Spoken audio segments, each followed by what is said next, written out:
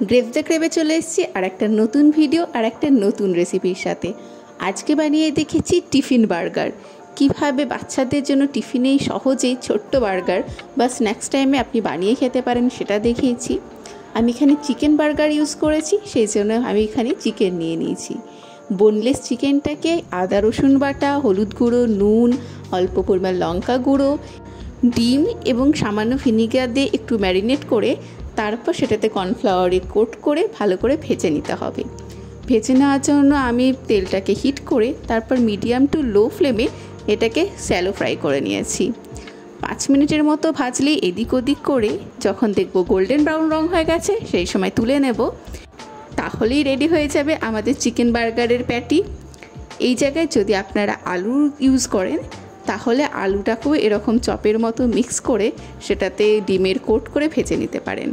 আমি এখানে বান নিয়ে নিয়েছি, বার্গারের বান পাইনি তাই এরকম বানগুলোকে কেটে নিয়েছি এবং সেটাকে অর্ধেক করে করে তাওয়াতে বাটার দিয়ে ভালোভাবে সেঁকে নিতে হবে। দুদিকটাতেই বাটার দিয়ে ভালোভাবে এটাকে সেঁকে নিয়েছি।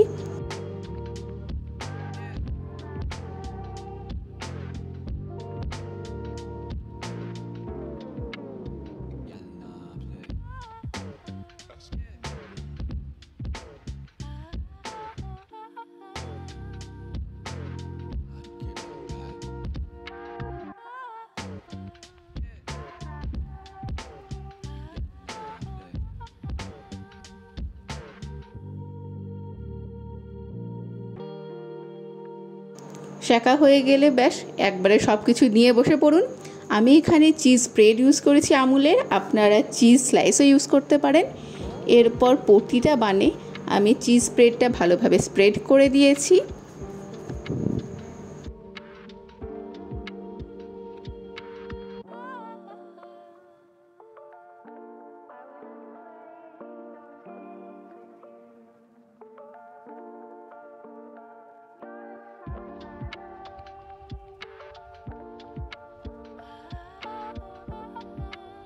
আর মেয়োনিজ ছাড়া তো মনে হয় সবই অসম্পূর্ণ, তাই প্রতিটা ব্রেডে তারপর আমি মেয়োনিজও দিয়ে দিয়েছি, একটু বেশি করেই দিয়েছি।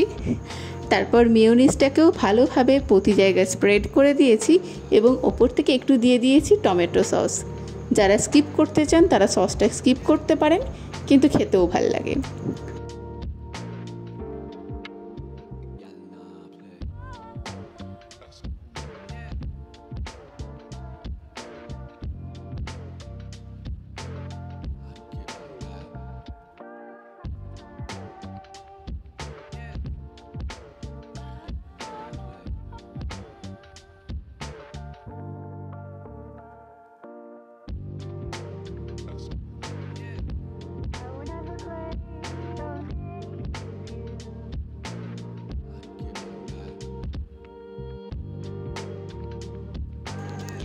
এরপর দুটো বানের মাঝে দিয়ে দিতে হবে চিকেন এবং একটু পেঁয়াজ কুচি, চাইলে আপনি লেটুসও দিতে পারেন। তারপর বানটাকে বন্ধ করে রেডি হয়ে যাবে আমাদের টিফিন টাইম বার্গার বা স্ন্যাক্স টাইম বার্গার। রেসিপিটা কেমন লাগলো অবশ্যই জানাবেন।